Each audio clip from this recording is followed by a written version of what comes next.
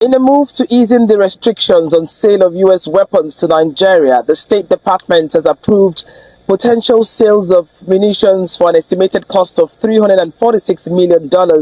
That's about 532 billion naira, the Pentagon revealed on Wednesday. We recall U.S. lawmakers had years ago put a hold on sale of weapons to Nigeria over concerns about possible human rights abuses by the federal government. President Trump had paused sale to Nigeria in his first term in office, but in 2022, the Biden administration approved nearly $1 billion weapons sale to Nigeria. It is believed that this purchase will further strengthen the Nigerian military, neutralizing its many insecurity challenges from armed banditry, Boko Haram, ISWAP, and others. From Lagos, Nigeria, Louisa Olaniyi, we on. All right, so it is official. The Nigerian government has acquired some weapon from the United States of America, and the weapon cost about $346 million. Yes, you heard me right, $346 million. Now, I do not have a problem with them buying weapons. My problem or my question is this: all these weapons they are buying, what are they using it for? What are they using it for? I think, was it last year or thereabout, we got news that China supplied Nigeria weapon. Even during W.ār's time, they bought some weapon from Europe, from France, and some from other countries too. They bought some weapons to fight terrorism, as they claim. But then I ask again, how many times have we had in news or see a video where the Nigerian security killed probably like 500 or 1,000 terrorists with those weapons? When was the last time we saw or we heard that? When? What we are hearing in Nigeria is that Fulani herdsmen kill people. What we are hearing is that bandits kill people. What we are hearing is that terrorists kill people. That is what we are hearing. We've not heard that Nigerian security killed 1,000 terrorists. Nigerian security killed 5,000 terrorists. We don't hear that. But what we hear is that bandit, kill civilians. So I'm asking a question. What are they using those weapons for? That is my question. Now, I will leave you to watch the analysis one of them gave in Channels Television day before yesterday about this weapon they acquired from the United States of America. Anyway, US no really send you. What they are after is money. Once you pay them, there are drop, no they smile now. Anyway, watch this video, then you do well to drop your comment on the comment section what to think about this. My question remains, all these weapons they are buying, who and what are they using it for? Please watch this video. Nigerian police have claimed ownership of this aircraft, saying they did not go to the bush to go and discuss with bandits or give them food items. They said they went there discussing with several people like vigilantes and maybe police or whatsoever, discussing with them how to secure the place. And this video happened in Kogi State bush, allegedly. Now, what do you think about this story? Nigerian police, una sabi go do meeting for inside bush, abi? The United States government has approved a possible foreign military sale to Nigeria of munitions, precision bombs, precision rockets, and related equipment valued at $346 million. The approval was contained in a statement from the Defense Security Corporation Agency. The agency said it had notified the U.S. Congress of the potential sale. Now, former Nigerian Air Force spokesman, retired Group Captain Sadiq Shehu, joins me now to discuss the likely impact of the latest decision by the U.S. government to sell arms to Nigeria to fight insurgency and how it could improve security in the country. Thank you so much for joining us on Newsday this afternoon. Now, the U.S., of course, recently approved a major arms sale to Nigeria, including some cutting-edge hardware, 12 AH-1Z Viper attack helicopters, large quantities of precision-guided munitions. I would like you to walk us through the specific weapons and military technologies involved in this deal and their strategic utility for Nigeria's defense. How do these capabilities help fill some gaps in our current military arsenal?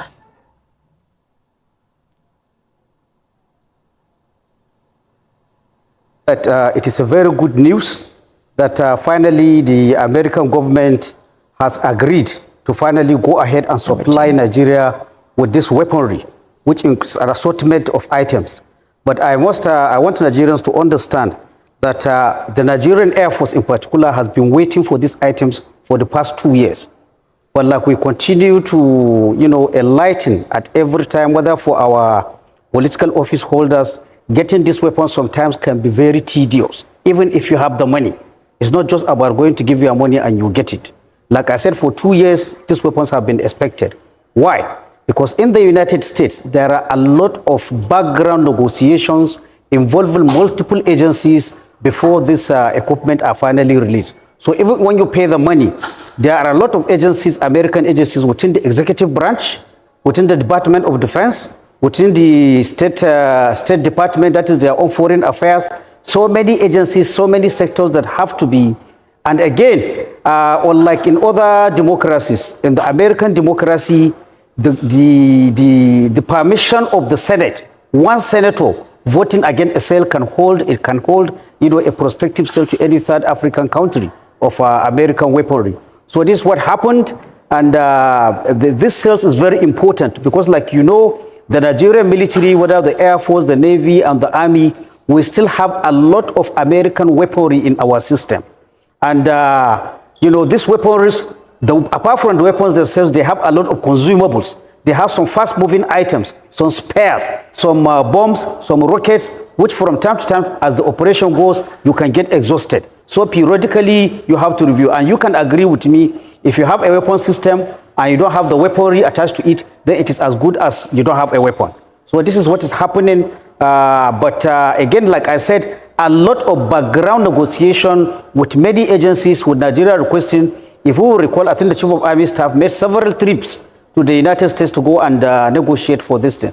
But at the long run, this is the culmination of all those something. But then we must admit that what made the United States finally to approve the release of these weapons after 2 years. Like I said, under their democracy, whenever they sell any American weaponry, there is a Senate requirement to continue going to see how that equipment is being used, even in the country of purchase. There are certain conditions like human rights training, like collateral harms mitigation, like protection of civilians. There are committees and there are powerful senators that can stop this deal if they are not satisfied. So what the point I'm trying to say, in the last Nigerian Air Force Day, the Nigerian Air Force launched what it calls civilian harm tracking system. Now, the truth is that the Americans are following all these developments. So definitely there must have been this and other things that the Nigerian Air Force did, which convinced the lawmakers in America that now the possibility of this equipment being used to harm civilians has been greatly reduced. So I must say that this new thing we are saying is as a result of something that the current Nigerian Air Force is doing. Like I said, remember, for 2 years they have been waiting for this consignment, but it did not come. All right. Well, I like the fact that you mentioned compliance issues and possible risk associated. Looking at past U.S. military assistance to Nigeria, there have been hurdles. For instance, the proposed $875 million sale of attack helicopters that was stalled by Congress in 2021 as a result of human rights concerns. But then by 2022, Washington went ahead with its largest ever weapons offer to Nigeria. So what lessons can we draw from earlier U.S.-Nigeria Security Cooperation, so for instance, the Super Tucano aircraft delivery and training programs, about what works and what doesn't work? Well, what works is that the truth is that the Nigerian armed forces will continue to rely on American technology. I hear some people dismissively saying, why don't we leave American weapons and go for Chinese or go for Turkish? Yes, there are alternatives. But then certain things you have to get from the Americans. And the American technology is so large that sometimes even for equipment that is not American made, you will find that some components are from American companies. And what Americans do, like for example, even the Tucano we're talking about, it is originally an aircraft manufactured by Brazil. But the issue is that there are some vital components on the Tucano that are manufactured in America, without which the Brazilians will not be able to manufacture. So what the Americans do is that if they supply American technology to any equipment, they tie it contractually that you cannot sell to a third party until we give our say-so. How do they give our say-so? We continue hearing of the Lee Hilo. Leahy is named after an American senator who is still in the Senate for over 30 years. He is particularly, interested about human rights, about how American equipments are used all over the world. So he's so powerful in the Senate that any sales, he has to get his buy-in that the equipment is not going to be misused. So the lessons we are learning is that for us to get Western and American equipments, our armed forces must be trained in international humanitarian law. They must be trained in rules of engagement. They must be trained in civilian harm mitigation. And here, the current leadership of the Nigerian Air Force has been doing a lot. And it's as a result of reports that the Americans get, either from their embassy staff, either from visit, because when they sell the weapon, they even have, the rights to come and inspect where the weapons are kept, how you are using them. And they receive feedback. So if there is any initial holdback, what you are doing might break them to relax. And that is exactly what we are seeing. So these are the lessons that we have to learn. If we are going to continue, we hope, we pray, a time will come where we do not have to rely on American equipment, so that we will not go under these sanctions. On the other hand, if you talk of China or you talk of Russia, and maybe to some extent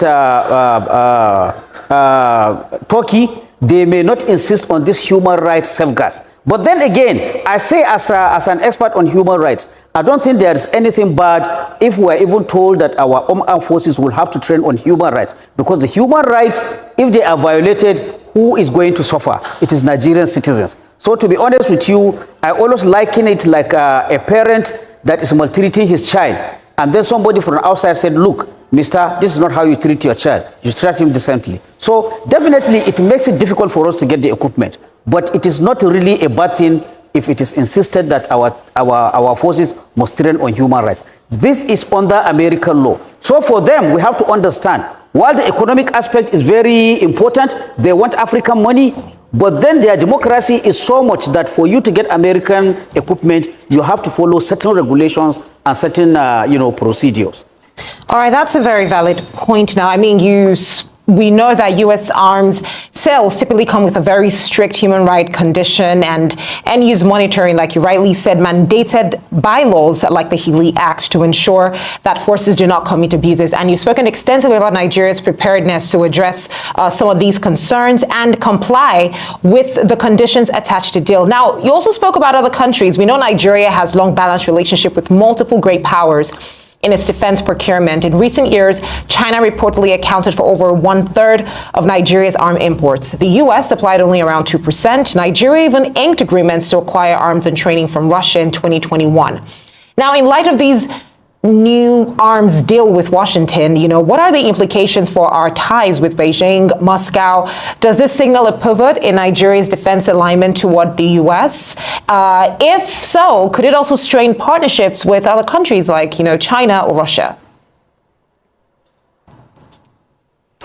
Well, I think right from when Nigeria gained independence, there is something that has been consistent. That is, whether in words or in acts, but specifically in terms of arms procurement for our armed forces, Nigeria has maintained a non-aligned posture. What do I mean by a non-aligned posture? If they have something good from China, they buy it from China. If they have something good from Russia, they buy it from Russia. If they have something good from US, they buy it from US. Now, the issue is this. There is even a strategy in doing this, where you have multiple countries from which you are buying. Like we say, international relations, today's friend could be tomorrow's enemy. If there's any rupture with one country, you still have an option of going to another country. So I think Nigerian policymakers, for many years, they have been following that. We are not strict, we are not exclusively American in terms of purchase. We are not exclusively Chinese. We are not exclusively Russian. All these countries, if you take the armories of Nigerian Army, Nigerian Navy, and Nigerian Air Force, you will find equipment from these countries, including other countries like Pakistan and the rest. Like even Brazil, you will find all these things. So what Nigeria does, as far as purchase of arms is to have many partners. But again, I want you to understand, each of these arms manufacturing countries, they have, there are areas where actually they are on top. If you are looking for precision, definitely you are going to the Americans. If you are looking for precision, but then middle of the range price, then maybe you can go to Turkey, you can go to China. So this is the issue. Nigeria cannot even afford to say that we are only buying from this country for the reasons I outlined. What if you fall out with that country? Your armed forces is left very naked. So what Nigeria is doing is to kind of manage this relationship. Our buying from America will not be allowed to affect our bilateral relationship with China or with Russia. So we buy where we want. Like I said, all these equipments, you find them from all these countries. Nigeria has them. Sadiq Shehu, former Nigerian Air Force spokesman, thank you so much for joining us today on Newsday. Fulani don't finish people for this community. Don't finish people. People don't vex enter road for over more than 1 month now. So kidnap, keep people. Yesterday now they can't keep people for your house. Keep people for their house. See us everywhere to gather this morning. See the people don't block road. Don't block road. See now. Come they keep people for their house. See everywhere don't scatter now. Everywhere don't scatter.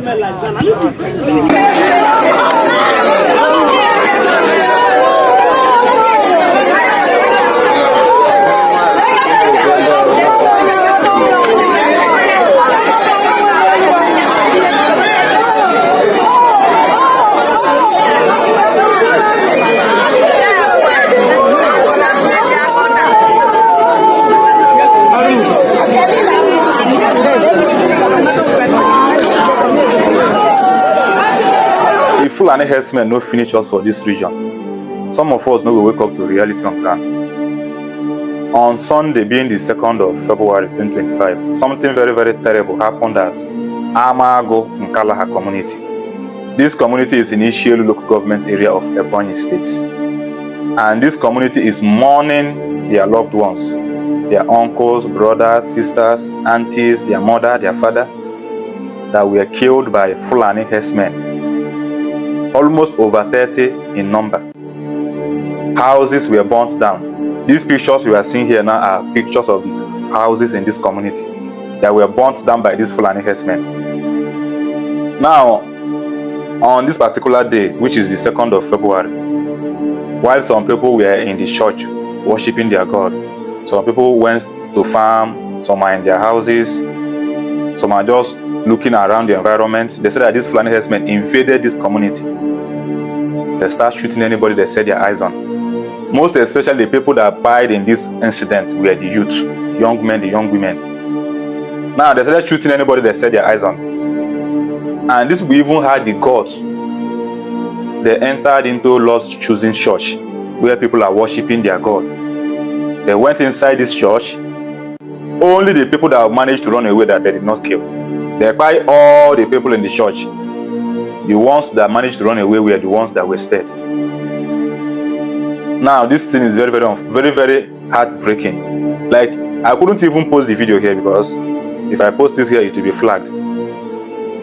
Now, so far, the government of Ebonyi State, the governor of Ebonyi State, has made a press release. And in his press statement, he said that he's advising the youth of Amago Nkalaha not to take revenge on these Fulani herdsmen, that they should not revenge. Now, on this report from Sahara Reporters, some of these villagers are alleging that when the Nigerian army came into this community, that the first thing they did was to stop them from taking videos of what happened. They stopped the members of the community.